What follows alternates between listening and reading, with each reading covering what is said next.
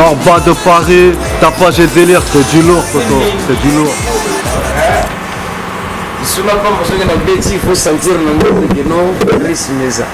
Non, mais c'est normal, parce que ceux qui courent, parce qu'ils ont une référence. Non, en fait, nous avons une Bibiane. Oui, une Bibiane, ok. Maintenant, entre-temps, nous allons poser tout le monde. Donc, nous allons pousser plus de couteaux comme ça. Mais là, comme on a bagage comme ça. Au photo zoom, on a vous avez bien été. Un star, quand il arrive, s'il y a des gens qui veulent peut-être vendre ce star-là, il faut laisser passer pour que tous on puisse puisse avoir la facilité de vous croiser. Donc, on a bien été tangoyé, il y a des barricades, il y a star, exact, il y a une sécurité. Comprendre? Bon, Makambo Alibanda, ils ont mission. Ceux qui ont remarqué que Naza a agressé déjà. Parce que vous voyez bien, Naza a agressé, donc, ça la plan pour Kakaba atteindre Naza l'a agressé. Est-ce que Ata Yomoko, vous avez précaution, vous allez protéger, star news sur Yamoka Moussou Tango Yaka. Si vous jouez à Tango Yaka, vous avez facilement. Ok, vous avez une au l'équipe. La barricade des alagatés. Tu n'as plus de questions. Non, mais les Andéwana. Attends, ma frère, attends, le temps, on va y aller. La barricade des alagatés. Pourquoi? Ils ont des mesures de sécurité. Ils ont une nénité. Comprendre? Donc, il y a peu de choses où on a appelé le titre. Nous avons tendance à respecter, à glorifier la star. Quelque part, le pays. Quelque part, il y a la musique. Ouais, même dans les musique. Bisous tout le monde est dans la TV, dans la télé, tout ça là, on a ça. Mais, dans la musique, c'est nouvelle quoi. Voilà.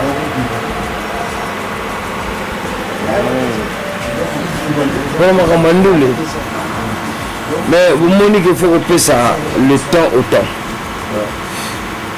Moi, je n'ai pas besoin de détailler tout ce que je fais. Surprise, des fois, ça me rappelle plaisir, mon robot. Et ça, quand on a créé événement, mon robot, ça, les surprises, je peux découvrir. Ah, il y a pas de détail solo, et ça, le peut bien. Et ça, un barrage. Vous comprenez? Et là, ça, possible de pair avec la musique. C'est pour juste montrer ce côté travail, ce côté travailleur. Il ne faut pas montrer ça à la limité. Mais là, les solos, toujours bête en Arabino. Moi aussi, je suis en train de gagner quelque chose parce que je tire aussi quelque chose dans ma solo au solo. Et un jour, vous avez pas le chargement, vous avez une phrase dans une carte. Vous comprenez? Donc, tout ça là, et le vous avez que ça m'a valeur. Na bato na biso moko déjà parfois comme on a nganda ba betindu la norba on a za congolais lokola yo lingo bina hotel mais ce que ba tendule ya kinwa ou bien ivoirien au télémé ba bina. Voilà pourquoi le Congo reste toujours à un niveau plus bas. On a possibilité ka eloko moko bucha ka na cerveau qui est tout ça puissant. Ngai ezande bina moto salanga na bossa na ngota c'est vous qui faites norba. On a sala ka musala. Nous sommes dans la salle à beaucoup de Bouddha. Si vous avez besoin de mango, la cadre de sapologie, merci. Ils ont fait chance pour nous que nous avons dit que nous avons obligation de nous dire parce que nous avons besoin de rappeler ça. Nous avons tout à cause de la fin. Nous avons quand même moi adversaire pour faire ça. Pour que ça y ait le young mal et bien. Et tant que de père. On a besoin de le premier ou bien le plus bien à linker en tête. La minute où vous avez le premier. La minute où vous avez le premier. On s'en va vraiment. Et le moment où vous comme ça parce que on a dans le nord du nord on can say is there I want to remove nord peut-être vous allez poser une boucle de coco ou boucle Nil Menazo, toya wa tozomona oka simple ozo comprendre parce que biso oyebi ke nono baza moto moko ya référence azokamisanga wana tomona na télé ezala compliqué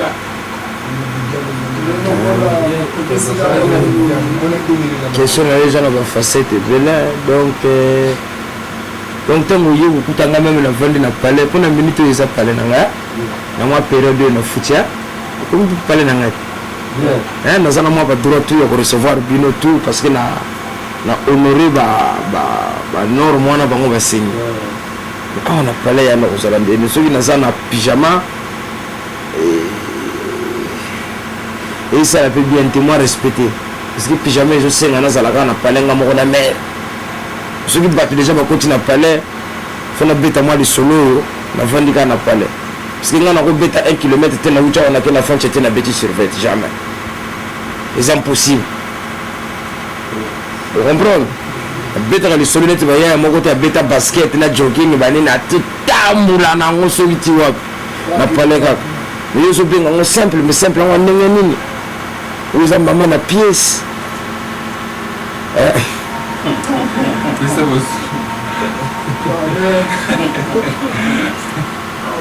yo mosusu ekamusaka nde olobaki yo olataka ndenge maneka alatela donc yani lokola soki maneka afose yo mpe welinga na fose wana parce que motufu esala oyeba nini yango okoplace parce que manoke epe lelo akofose na ye yo comme so omonika manoke alati epo otandi yango mpe na nzoto biso lokola bafandi tokozalaka bango nango te non mais merci nazwi question na yo très bien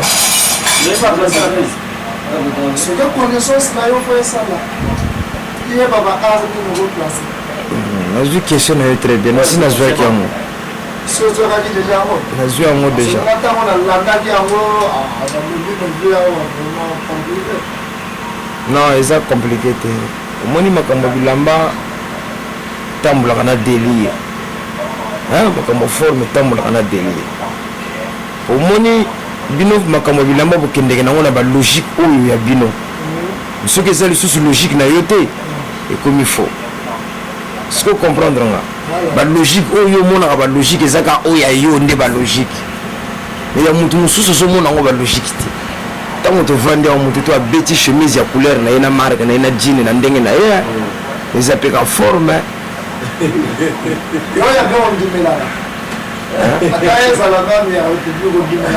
mais ntango obeti lisolo kolongola mannequin omoni motu oyo alatisaka mannequin c'est comme un mécanicien ntango ozokende na garage ya mécanique okende na car edaye alobi fona inspecte yango car oyo po epela il faut te payer bougie, il faut te payer courant, il faut te faire la vidange. Yo sikoyo. Voilà, bon, mais yo sikoyo. Olingi sikoyo créer idéologie na yo lobaga non, car il faut payer la forme tuer ça là. Question na yo eza bon. Zoba question. Yango nde muto zo boma forme sefa parce que muto là tu sera mannequin déjà 1 an.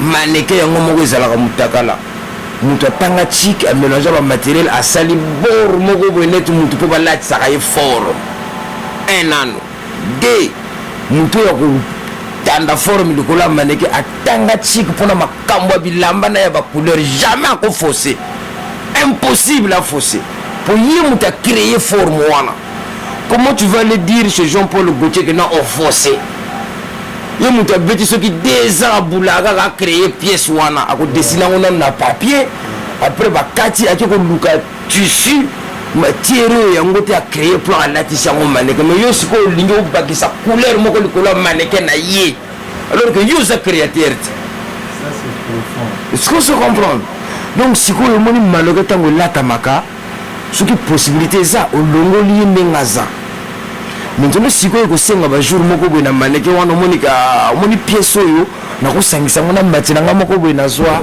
osangisi ebimi neti mwa Dakar omélange ozo comprendre okomosangisa mais ça ne veut pas dire que ce que sangisa nde oleki muto ya lati sa mannequin eza kaka comme j'ai dit na ba critère nanga jouer les têtes chercheuses moni forme oyo ya langa pochette hein ba cravate forme to wana eza nango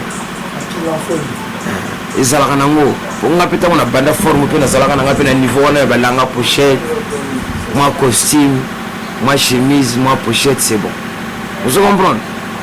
Mais comme on a un niveau, ma solo change, un niveau, va donner changer. Va donner changer. Débarder à Pamba, que le coût est 10 square du tout, va te que là on a 980 €. Oui, mais débarder. Hein? Cinglé. Hein? Au bout de cinglé, débardeur, 980 €. Mais ça a prité. Pour débarder, on a ce qu'on paye en l'élo.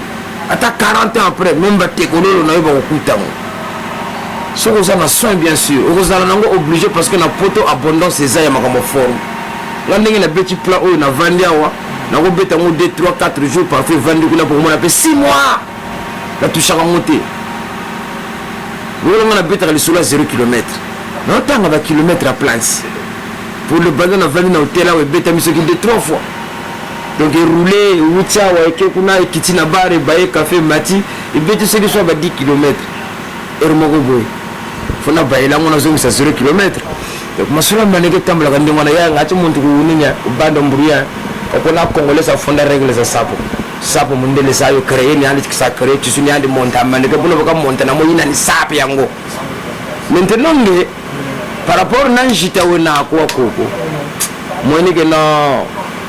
1500 il blazer kwa ita bauka comme pantalon ka shiriki ya rose mais ya kwa banane kuna ita delaka na net couleur yo shibonga kwa chandulu shirikwa mbele na pantalon na bien kwa ampi mishiwo kwa seza lunga koko kanga chima katula makwa yo sala bogar bogo ukane osiko ndimi yango parce que n'a pas expliqué tout est DVD ça comme moi minute donc après hier soir parce que moi j'ai envie de te la moi, ce qui me fait mal, c'est quoi?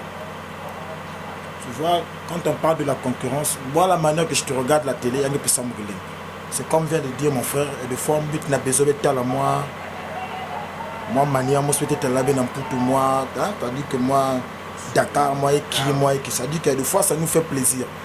Moi, de la manière où tu nous présentes, ça va. Ça me fait plaisir parce que nous avons la bête la télé, tu es modéliste, styliste, mannequin en même temps. Ça me fait très beau. Mais est-ce que nous allons poser question moi? Parce que la guerre, nous tous, nous allons à la fois. Parce que nous, quand nous acceptons que la guerre va nous salver, nous allons accepter la guerre. Est-ce qu'aujourd'hui, si un produit, un gars se mobilise, un vanissingue, excuse-moi de dire un mot à quelque chose, vieux Norba, na vieux Bob, quelque part, ça va salver ensemble, un peu ce qu'on appelle la SAP.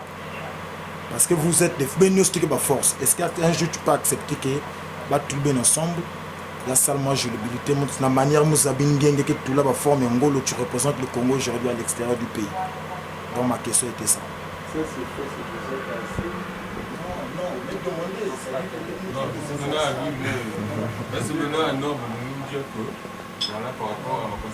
Ouais, non, moi je question bien, je me pose une question parce que vous avez l'habitude de dire Angalae.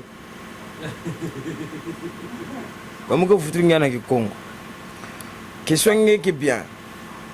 Mais je pense que dans chaque étape, même dans chaque championnat que Vanda, il y a une division. Première division qui est, deuxième division qui est, troisième division aussi, il y a qui est. Bon, lorsqu'il y a une confrontation, tout le monde va faire la confrontation. Mais je pense que les poids léger viennent de poids lourd. Vous comprendre? Bon, Mounti n'a pas cité. C'est un compatriote congolais. Moi, je n'ai pas de problème. Il y a Mounti, il y a Van Yandi, il y a Van Filisioni, il y a Van. Voilà, tout ce monde-là. Je n'ai pas de problème là-bas. Parce que je vais toujours le côté à droite de réponse. Mounti n'a pas de zonza. C'était l'un des premiers à venir créer la zizanie pour nier la veste de colonel parce qu'il ne savait pas déjà avant, dans les années, je ne sais pas quelle année, je ne sais plus, si c'était 2009. que la veste du colonel existait et c'était fabriqué par Roberto Cavalli. Mais on appelle ça impression que non, il s'auto-proclamait le meilleur et en niant les autres. Moi, j'avais jamais nié personne. Est-ce que moi, je l'avais nié à l'époque? Non. Secondo, il est arrivé à un niveau de bassesse à venir dire à la télé, si tu blagues avec moi, je monte ton front, je veux couiller ta femme. Et toi, tu oses me dire à moi que moi, je peux me mettre en confrontation avec cette personne alors qu'il n'a même pas de CV, il a déjà fait quoi? Est-ce que lui, depuis qu'il est ici en France, depuis qu'il vient ici, il a déjà été arrêté par la police? Le membre Impact, on t'interpelle et tu vas en prison. Parce que tu as drainé la foule d'Impact, mais au sapete, mais na gondo, il n'y a pas mba. À Salango, non. Est-ce qu'il est reconnu officiellement au ministère de la Culture du Congo? Moi, j'ai un tam-tam d'or. Est-ce qu'en France, il a déjà fait des défilés? Non. Est-ce qu'il fait des playbacks, il fait la musique? Non. Na sap, il n'a pas besoin de la forme au meilleur sapeur en tant que qui et de quoi et de quel droit? Il fait quoi? Tu ne comprends? Tu me comprends, frère? Bon, maintenant, moi, je viens dans Pointe-Noire. Bien que ma petit frère, n'a pas grand frère, n'a pas grande soeur. Quand quelqu'un se permet d'insulter une femme, est-ce que moi, si j'insulte ta femme à toi, tu vas faire la paix avec moi? Est-ce que tu as des problèmes avec ma femme ou tu as des problèmes avec moi? C'est avec moi que tu as des problèmes, tu le règles avec moi, ça se limite là, c'est ça l'intellectuel. Donc maintenant, quand tu compares les CV, si tu compares les CV, mon frère, il n'y a pas photo. Et il le sait. Mais le problème, c'est que son but, il se bat pour voler la vedette. Mais la vedette, ça ne se vole pas comme ça. Tu ne peux pas venir chercher la guerre avec quelqu'un qui est au podium. Moi, je suis sur un podium, mon pote. Il y a les instruments, j'ai le micro sonorisé électrique. Toi, tu parles avec la voix naturelle de Dieu. Comment tu vas te faire entendre? Déjà, tu ne réfléchis pas à ça. Et de deux, tu viens m'agresser sur place. C'est toi qui m'insultes. Moi, je te réponds. Et tu viens encore m'agresser. De trois, Sœurina Bibiane, c'est son ganda. C'est pas moi, c'est pas lui. Il a sorti de l'argent. On a créé moi événement. Je suis allé là-bas. Il a quand même traîné la foule. Il a fait rentrer des infiltrés dedans pour créer la zizanie, la bouteille. Parce qu'on monte les bois, on marche sur les gens. Après, il y a 1 ou 2 morts. Franchement. Est-ce que c'est ça vraiment la SAP? C'est pas bien. Donc les gens qu'il faut le rencontrer, il faut lui dire que faut vraiment bien les habiter. Parce qu'on n'a pas arrivé à Koutana. On se connaît. Moi, je ne suis pas quelqu'un qui parle mal des autres. La preuve, j'ai fait un album, j'ai dédicacé Félicien, j'ai dédicacé Fiesta à l'Uremiel, à tout le monde. On se donne en studio. Dans la cabine studio, je dédicace ces gens-là qui m'insultent. Est-ce qu'eux, ils peuvent le faire comme moi je l'ai fait? Non, je ne crois pas. C'est ça la grandeur. Rabaisse-toi, le ciel t'aidera. Tout ce que vous voyez là, on a Zondan, Messi, Manganga, Mekatoukuna, Inde, tout ça là, non, c'est naturel, ça vient de Dieu. Quand je parle de Zarathustra, Zarathustra, c'est pas un féticheur. Mututu Azalakana vient Zarathustra est apparu sur terre avant Jésus-Christ. Il a commencé à faire des mystères. Et Jésus l'a vu pour dire, ah prêtre, mais comment idéologie petit nanga zelana régné, pour nous repasser ça passe. Donc même Jésus va coacher.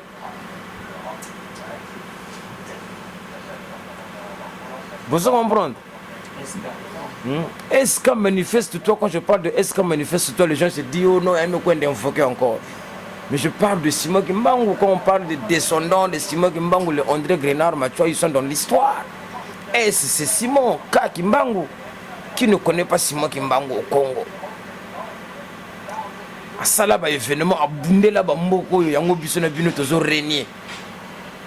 Donc moi je fais que récupérer ça. Tu sais, à l'époque quand le roi à Congo avait envoyé les mages, Tindaki Bango na ki Congo, beaucoup de prêcher, beaucoup de solo, pour qu'il y comprendre. Mais il y a une histoire, le roi mage, mais non, le temps qu'eux ils perdent pour insulter, moi je réfléchis, je lis, je me cultive. Et toi, quand tu sors de ton travail, comme dans un taxi, ça me fait plaisir. Est-ce que tu as vraiment besoin, quand tu rentres chez toi avec un travail dur, labeur de la journée, assis chez toi, ta femme, regarder une cassette à la télé où on insulte quelqu'un? Tu veux voir quelqu'un qui monte des pièces? À chaque fois que je suis venu à la télé, j'ai ramené que des preuves. Que des preuves. Ce qui n'a pas na pièce, na solo liango. lobi oyo kuna soki na ye na pièce na solo lango nanu mutayaki na makambo mbongo na TV ya kolakisa ba mbongo na TV. Qui a commencé? Pour comprendre, oyo eza pe na live tozo beta, oyo eza ba exclusivité bozoyoka. Nani abanda masolo wana? Est-ce que na vie na yo aussi simba 10 000 euros na vie na yo, ça c'est diminuer la personne. Si moi je gagne des sous, je ne suis pas obligé de venir exhiber ça à la télé. Mais comme le public, on te met devant un fait accompli devant le public, tu fais quoi? Tu es obligé de défendre toi et ton public. L'arpe bima. Puis zalaka nango, mais banda to banda forme, zalaka nango mais tu le belaka ngote. Faut comprendre que ma solo yo zo kanisa ya ko sala gros dos ya ko kanisa que yom to leki batu tout na l'art. Mais batu ba leki même biso na balar na bilamba bazana ba palais na bango o ba lobaka na ba DVDT. Bazai belé. Ah. Ba vient nga shikito mushashino. Ako bimba boy, ah pesina nga zwa. Mona tuna pièce à yoji. O tuna pièce à yoji moko boy 26 000 euros. Petit zwa. Balo barata. Bando kizoba mutu pamba na nyenze forme pamba. Wana pe ba prêtre pe makambo bilamba batu na pièce na ndenga ko sakana te. Mais okomona ya za humble. Ngana zana besoin te na kende na Bibiane na kendo lakisa kuna ke parce que na lati veste. J'ai pas besoin de ça. Ngana ko kende na Bibiane même boye na ke ko baye beaucoup na ngai. Problème est ça. Mais oya yebi. Tala baya blague te. Makambo bilambe za passe. Eleki bilanga na passe ya ndenge Didi aloba makambo forme za passe ya osakana te. C'est le bon million garçon attirant. Styliste, modéliste, mannequin. Apparemment ton secret n'a bête baye que Zolangue. Secret minouapin. Qu'est-ce qui fait que nous autres là, les Zolangue, alors qu'il y avait des gens, nous suivons intervenir, qu'il y avait des gens qui ont commencé, qui ont fait, mais ils n'ont pas eu la chance d'être comme tu es devenu aujourd'hui. Nous suivra une fois. Maintenant, ton secret, c'est quoi? Parce que moi, quand je vais sortir ici avec mon frère, il faut me connaître que c'est grave. Moi, même si nous au moins, qu'est-ce qui fait que nous autres là, voilà un peu, hein? Moi, j'arrive à laisser ma voiture venir te croiser, c'est 20 000 ailleurs. Mais je suis là à te voir, moi. Ton secret, moi, c'est quoi? Donc, c'est ce que nous voulons savoir. Yeah, tiens, Chimbo, tiens, amigo, tiens, Chimbo. C'est ça. Vous me comprendre ces grands Norbazo c'est un chimbo. C'est le propre. C'est le fils naïf. C'est le propre du fumotoire. C'est le fils naïf.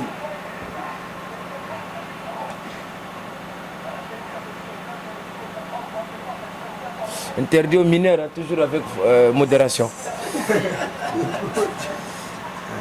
Non, vous me questionnez bien. Vraiment, franchement, tu es très instruit. Ça me fait plaisir. Moi, j'aime les gens qui me mettent devant un fait à conflit. Je me demande mes secrets. C'est très facile. Secret, j'ai l'habitude de parler lingala, 3 mois de chilari. Secret, il y a le bosso, il y a une tête. Le travail. Une fois que tu as réalisé ça, et le deuxième, le respect. Le respect, c'est accepter l'autre, quel que soit son niveau. Quel que soit son niveau.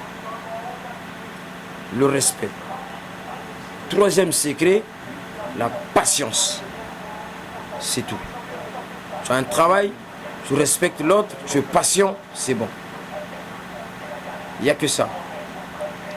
Ce que vous voyez, Norba fait aujourd'hui, ce n'est pas un travail d'aujourd'hui, c'est un travail il y a des années. Tu travailles un peu, tu as une chose, au fur et à mesure, tu en auras 2, tu en auras 3, tu en auras 4, ainsi de suite. Tu vois? Être l'artisan aussi du regard que tu croises dans la rue.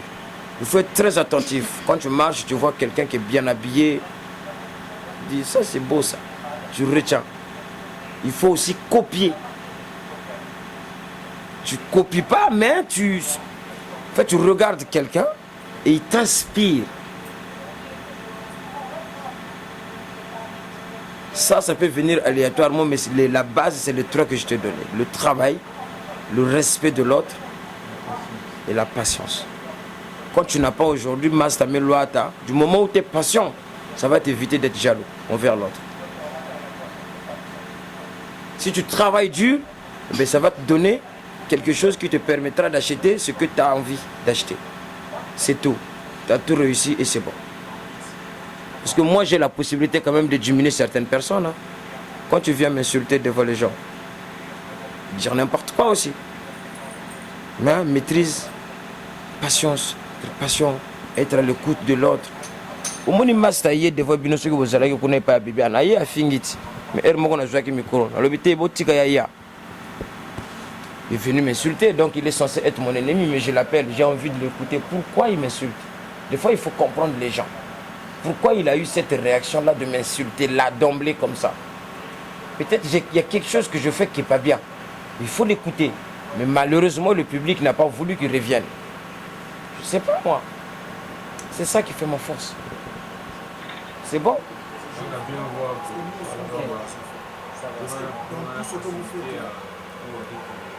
C'est sûr que vous préparez quelque chose dans les jours venants. Donc dans les jours venants, moi, nous allons pouvoir espérer quoi? Parce qu'aujourd'hui, nous sommes en 2013, il y aura les 2018. C'est sûr que vous avez des choses, vous allez réserver pour nous. Il y a de la merde partout. Est-ce que nous avons vu ça? Hein? On est à un endroit, comme j'avais dit dans ma chanson Inspiration, on est né au mauvais endroit, au mauvais moment. Dans un mboka moko boye, dans une liberté à parole, parce que ngondo est ça. Na boy ba betanga ngondo. Comprendre?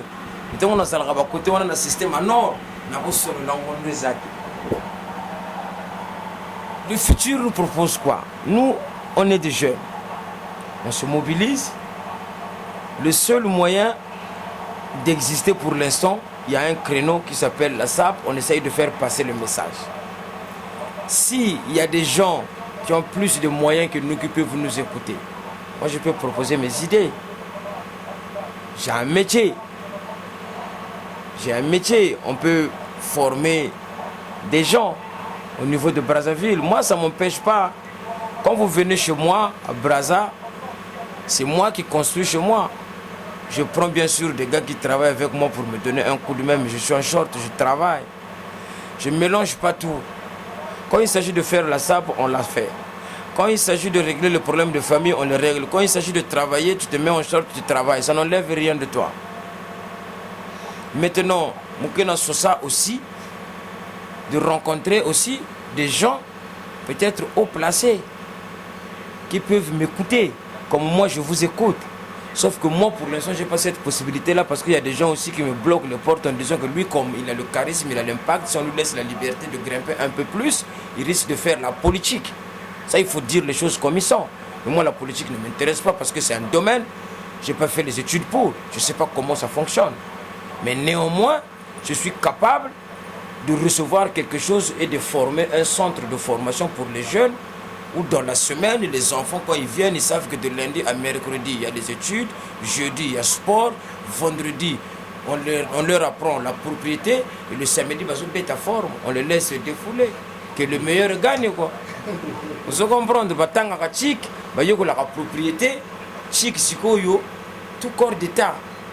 Parce que tout corps d'État, c'est tout ça. Il y a les gens qui font que la peinture, il y a les autres qui font du staff, les autres le faux plafond, les autres le carrelage, il y en a qui sont dans le gros œuvre, le parpaing et tout. Chacun fait son choix selon sa volonté, quoi, tu vois. Ils ont 3 jours à faire ça. Le 4e jour, parce que ça, la moi sport, pour la santé, les autres, 5e jour, Alexis, lavaka. Donc, pour moni, car, même une maison, l'échafaudage va bâcher ma couleur, ni temps pour l'échafaudage, moi appelle marin ou palais d'as.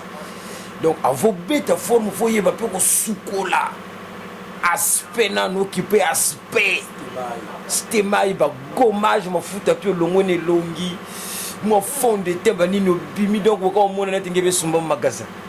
Mais quand voilà, si on prend dans vos c'est la pièce. Nous devons avoir un goût. Les deux mangas le fait boire quand tu ça va. Si on prend, il y a mon foot. Il y a quand on bien. Donc, moi, selon moi, mais pour l'instant, franchement, j'ai pas les moyens de faire ça. Comme j'avais dit, je ne m'attribue pas le mérite. Mais je mobilise. Maintenant, en mobilisant, si par exemple, il y a un responsable qui m'écoute, qui dit qu'à ce jeune homme-là, on peut travailler avec lui pour essayer qu'il propose des idées, on le fait. Si ça arrive, tant mieux. Si ça n'arrive pas, ne dites pas que, oh non, lui, il fait que parler de vêtements, mais il ne fait rien. Parce que c'est quoi la vie d'un homme, d'un monsieur sur terre, ici, même au Congo. Quand tes parents te mettent au monde, ils veulent être fiers de toi. Ça, j'ai fait. Ils veulent, à un moment donné, que tu deviennes responsable quand tu vas faire des enfants. Il faut que tu aies ton terrain, ta parcelle. Moi, j'ai ma parcelle, j'ai ma maison. Mes enfants, ils font des études. En Europe, mes enfants, ils sont là-bas. Les autres, ils sont à l'université. Mes enfants, malgré le DVD au petit, quoi, mais je ne suis pas un gamin non plus. Tu vois? J'ai des enfants qui sont à l'université, ça je vous le dis. Tu vois? Donc, pour moi ça va quoi. J'ai pas grand chose, mais j'ai pas faim non plus. Voilà, donc mon souhait c'était qu'un jour que je prenne pas, je peux prendre le bus ou un taxi quand il y a nécessité, que j'ai la possibilité de me déplacer, bon, que j'ai quelque chose qui me permet de me déplacer quoi. Ça aussi j'ai, tu vois. Bon. Pour moi, ça va, il y a assez quoi. Maintenant, si Dieu me donne plus, ça va. S'il ne me donne pas plus, bon, j'ai essayé de faire par rapport à ce que j'ai pu faire. Je ne peux pas non plus aussi tout avoir, c'est pas possible. Donc voilà quoi. C'est bon.